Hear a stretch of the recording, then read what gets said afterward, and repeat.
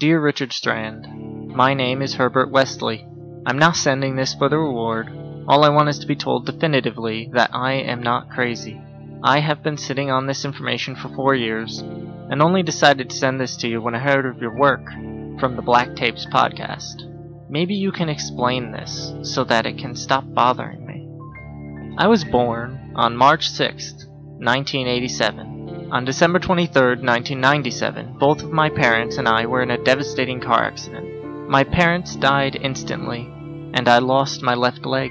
The state handed custody over to my grandparents, and after I recovered enough to leave the hospital, I was moved into my father's old room. I don't want to get into too much detail about my family life in this letter, but it is important to note that my mother had a falling out with her parents, so this would be the first time I'd see them that I could remember.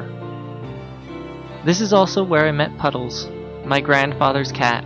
Puddles was a medium-sized tabby cat with white and black spotted fur that was covered with a speckling of orange. I never seemed to get along with the cat, and sometimes I'd find the cat chewing on my prosthetic leg when I woke up. Several times the cat had dragged it to various hiding places in the house, leaving me to hobble around looking for it. I guess it's safe to say I hated that cat, but my grandparents loved it.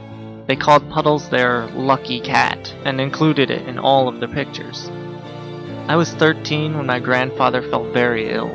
He couldn't leave his bed, and I rarely was allowed to see him. Once in a while I'd find him sitting in the kitchen and could see the toll the illness was taking on him. He looked very thin. His hands and legs wouldn't stop shaking. He'd always smile at me and was very playful, but it was evident that he was in a lot of pain. As he slowly got worse and worse, he began to grow more detached from reality. More than once he said that I wouldn't be around if not for Puddles, but I shrugged it off as the sickness. In the summer of 2005, I was bringing my grandfather his breakfast, and as I was about to open the door, I heard him talking. I could only make out a few words, such as deal or promise. When things quieted down, I swung open the door to find Puddles sitting on the windowsill with a small, pale white mouse in its jaws. The cat stared at me for a few minutes, and then hopped out the window.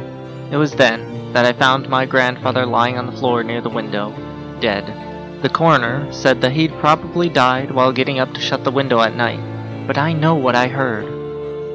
I kept quiet, thinking that if I'd said anything, they would put me in an asylum or something. The cat had vanished, never again mentioned by my grandmother. When my grandmother passed away 4 years ago, I was given ownership of her belongings. Included with that was a box of pictures, and when I saw them I almost had a heart attack.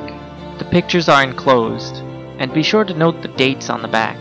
The oldest picture is from 1946, when my grandfather was 11 years old. There is also a video from my 3rd birthday, which was held at my grandparents' a few weeks before my mother cut ties with them. The cat is in every picture and that video.